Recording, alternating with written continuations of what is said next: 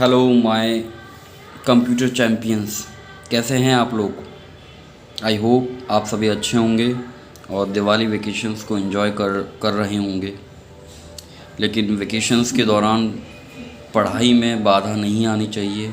पढ़ाई रेगुलर, चाहे उसकी अवधि कम हो जाए, लेकिन पढ़ना रेगुलर चाहिए। तो उसी सीरीज़ में जो मेरा प्रीवियस वीडियो था कंप्यूटर से रिलेटेड कुछ इम्पोर्टेंट क्वेश्चंस का, उसी के सॉल्यूशंस के साथ मैं आज आया हूँ। तो आप इनको दिवाली होमवर्क लीजिएगा और इनको सॉल्व करके, राइट डाउन करके, मेमोराइज़ करने की कोशिश कीजिएगा, याद करने की कोशिश कीजिएगा। ये आपके आगामी एग्ज़ाम में सहायता करेंगे, हेल्पफुल होंगे, उपयोगी होंगे। तो पहला क्वेश्चन है, जैसा कि ऊपर स्क्रीन पे दिखाई दे रहा है, डीएनएस का फुल फॉर्म बताना है हमको और उपयोग बताना है। तो डीएनएस क्या होता है? डीएनएस का फुल फॉर्म होता है डोमेन नेम सिस्टम, ठीक है। और इसका उपयोग कहाँ होता है? इसका उपयोग होता है, यूज़ कहाँ होता है इसका? ये क्या करता है? ये डोमेन नेम, जैसा कि डोमेन नेम को आईपी एड्रेस में कन्वर्ट करता है, चेंज करता है, परिवर्तन करता है और उल्टा भी करता है। ये आईपी एड्रेस को डोमेन नेम में भी चेंज करता है। डोमेन नेम अर्थात google.com, www.google.com होता है ना हमारा। इसको आगे लिख भी देता हूँ मैं, HTTPS और www, समझ जाना आप गाइस। जो कोई भी साइट लिखते हो आप, उसका एड्रेस होता है वो डोमेन नेम होता है। ये डोमेन नेम और आईपी एड्रेस होता है डिजिट्स में, जैसे 192.172.19.3, कोई भी हो सकता है, ज़रूरी नहीं इसका यही हो। लेकिन हम ऐसे, ये कंप्यूटर, ये जो होता है, हम जानते हैं इसको, google.com को हम लिखते हैं तो ये आईपी एड्रेस फैच करता है। फिर जो हम ढूंढ रहे हैं उसका आईपी एड्रेस लाके हमको डोमेन नेम में ऐसी भाषा में दिखाता है। तो ये डोमेन नेम को आईपी एड्रेस में चेंज करने का काम करता है डीएनएस, ठीक है। अगला क्वेश्चन देखें। तो अगला क्वेश्चन क्या है? किन्हीं दो वेब ब्राउज़र का नाम और उपयोग लिखना हमको। नाम तो हो जाएगा, जैसे दो का लिखना है तो एक तो हो गया गूगल क्रोम, गूगल का खाली क्रोम मत लिखना, गूगल क्रोम। और दूसरा हो जाएगा मोज़िला फायरफॉक्स।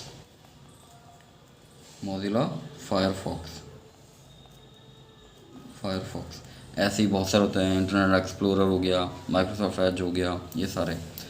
तो हमको दो ही लिखना है, दो को लिख लिया। इनका उपयोग क्या होता है? वेब ब्राउज़र का कि इंटरनेट एक्सेस करने के लिए, इंटरनेट एक्सेस या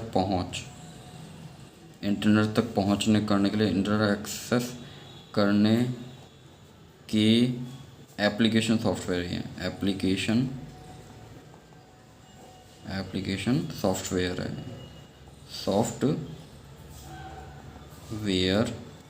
है। इंटरनेट एक्सेस करते हैं हम। एक्सेस मतलब पहुंच। एक्सेस जानते हो ना आप, ACCESS, एक्सेस। तो ये हो गया। अगला सवाल क्या है? GUI एवं CUI का पूर्ण रूप लिखिए एवं समझाइए, इनका अर्थ क्या होता है। जैसे GUI का मैं कहाँ लिख दूँ? नीचे लिख देता हूँ, यहाँ लिख देता हूँ। GUI का अर्थ होता है graphical, GRAPHICAL, graphical user interface,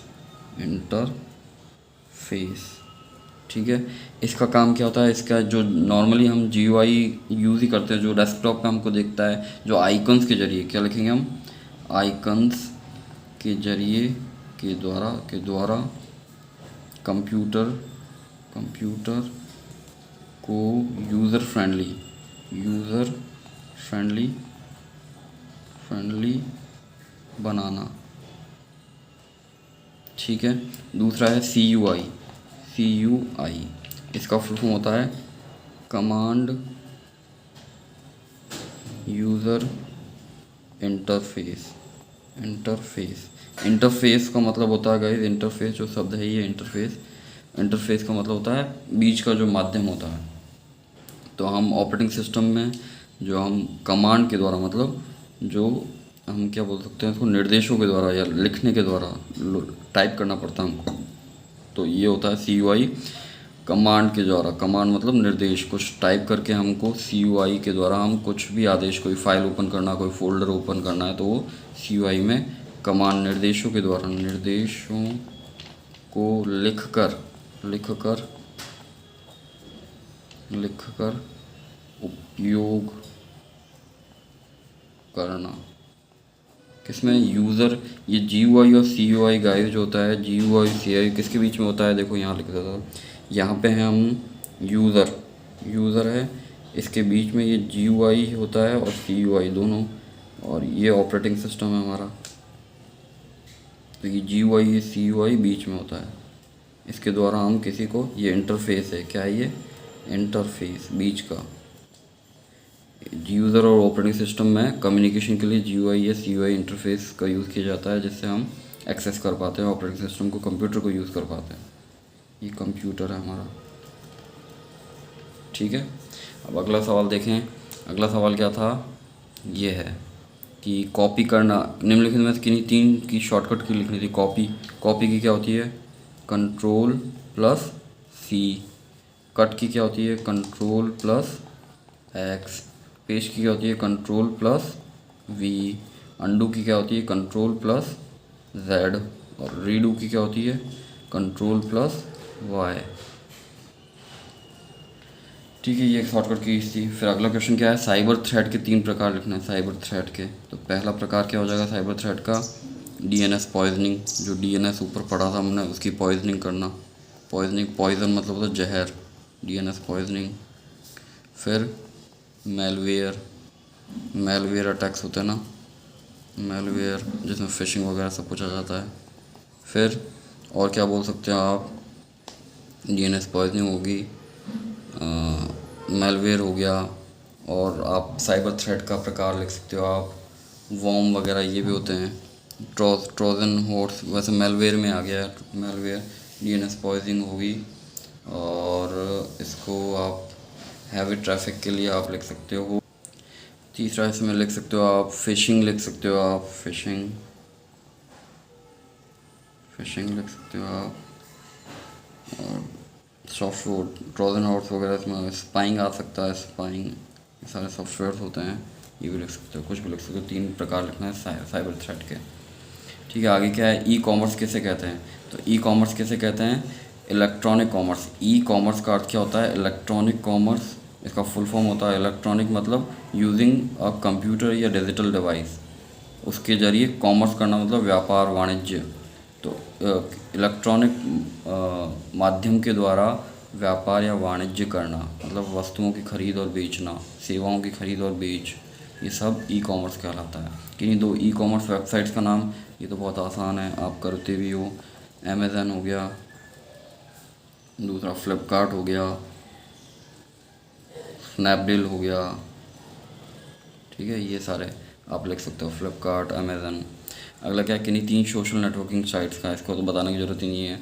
x हो गई, जो कि ट्विटर थी पहले, अब एक्स नाम हो गया। इंस्टाग्राम हो गया, व्हाट्सएप हो गया, टेलीग्राम हो गया, फेसबुक हो गया, ये सारे जो है किन्हीं का 3 का लिखना था अपन। SSO का फुल फॉर्म, SSO का फुल फॉर्म होता है सिंगल साइन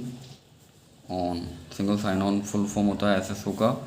इसका प्रयोग कर किए जाने वाले किन्हीं 2 कार्य को लोग, इसका तो बहुत सारे काम आते हैं राजस्थान में। क्या क्या काम आता है?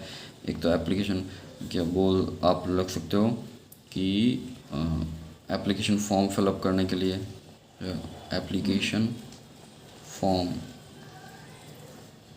या जिसको साइड में लिख सकते हो रिक्रूटमेंट पोर्टल, इसमें आता है, पोर्टल आता है इसमें।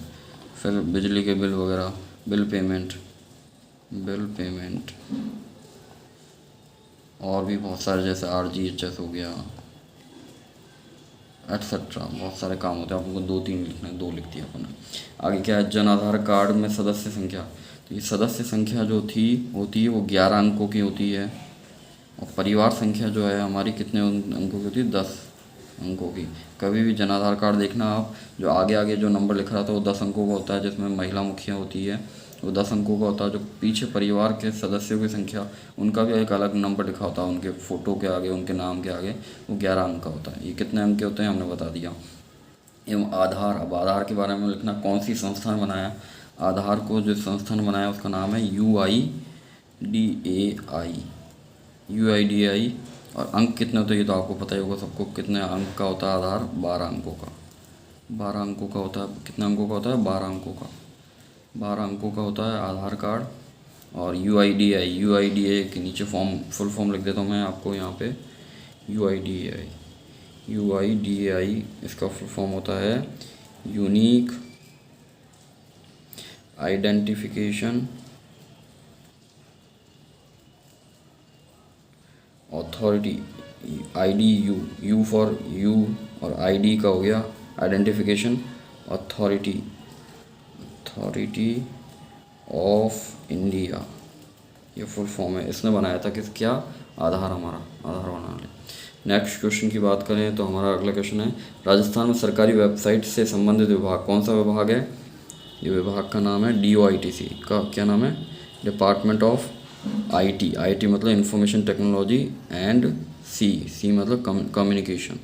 DOITC विभाग है। इसकी स्थापना कब हुई थी? 1997 में हुई थी। सी जो शब्द है वो 2002 में लगा था, बाकी 1997 में स्थापना हुई थी। जो आंसर होगा स्थापना कब हुई थी? 1997 में। अगला क्वेश्चन है, शॉर्टकट की बतानी हमको। फाइल ओपन, किसी फाइल को, डॉक्यूमेंट को ओपन करने के लिए क्या आती है? Ctrl+O।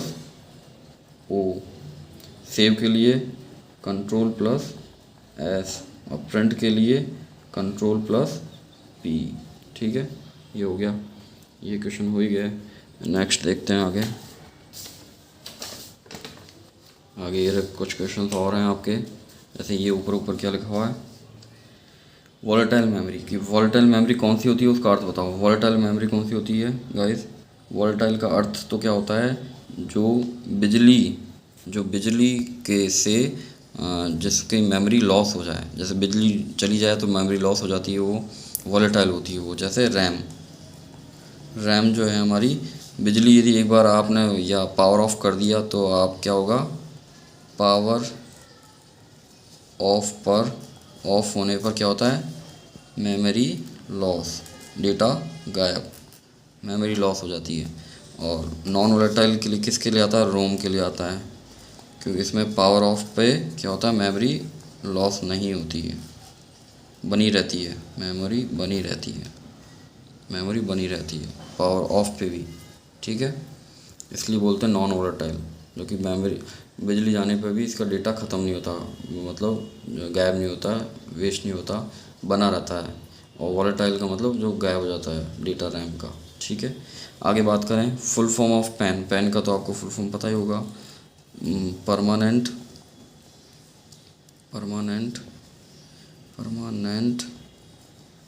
Account number. ठीक है, परमानेंट अकाउंट नंबर। यूज़ क्या होता है इसका? यूज़ वैसे इनकम टैक्स मेन तो पर्पज़ आता है इनकम टैक्स विभाग के लिए।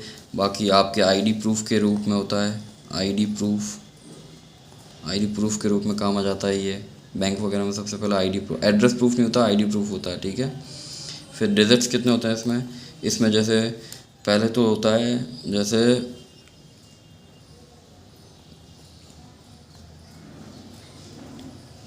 ये तो स्टार्टिंग के जो 5 होते हैं वो लेटर होते हैं। क्या होते हैं? लेटर्स होते हैं, लेटर्स। फिर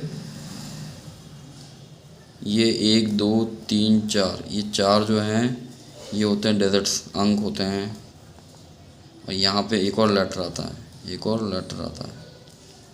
लेटर लास्ट का। जैसे मेरा क्या है? BAZPT, ऐसे ही आगे जैसे मान लो 2 या 0729L, ऐसे। ठीक है, स्टार्टिंग के जो 5 है वो लेटर्स हो गए, फिर जो 4 हैं वो अंक हो गए, और फिर लास्ट का भी लेटर हो गया। मतलब कितना? 5 और 3 4 5, 10 अंकों का, ये 10 लेटर्स और अंकों से मिलके होता है पैन कार्ड अपना। आगे बात करें MICR में डिजिट्स। MICR में डिजिट्स जो होते हैं वो 9 नॉर्दर्न डेजर्ट होते हैं और उपयोग कहाँ होता है इसका? बैंकिंग क्षेत्र में, बैंकिंग क्षेत्र में, चेक्स में होता है। चेक जो होता है ना, CHEQ, चेक में होता है। ये नॉर्दर्न का होता है MICR, magnetic ink character reader या रिकॉग्निशन, ठीक है। IFSC का फुल फॉर्म क्या होता है? इंडियन फाइनेंशियल सिस्टम, और C फॉर कोड। ये 11 डिजिट का होता है। कितना होता है? 11 डिजिट का। बैंक में काम आता है, पैसे वैसे ट्रांसफ़र खाते के साथ में। OCR क्या होता है? ऑप्टिकल कैरेक्टर रिकॉग्निशन प्रोसेस होती है, या रीडर भी बोल सकते हो, जो रीड करता है इसको, OCR होता है, ठीक है। तो ये होता है इसका फुल फॉर्म। और ये तो गाइस ये थे हमारे कंप्यूटर से संबंधित कुछ क्वेश्चंस जो कि हमने सॉल्व किए अभी। और आपके भविष्य में जो पिछला वीडियो था उसमें क्वेश्चंस दिए थे, ये मैंने उनके आंसर मैंने बता दिए।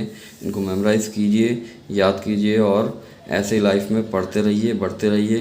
दिवाली की बेस्ट विशेष, दीपावली, शुभ दीपावली हो आपको, आपके परिवार को। और फिर मिलते हैं किसी नए वीडियो में, नए टॉपिक के साथ में। Have a good day, bye bye, take care.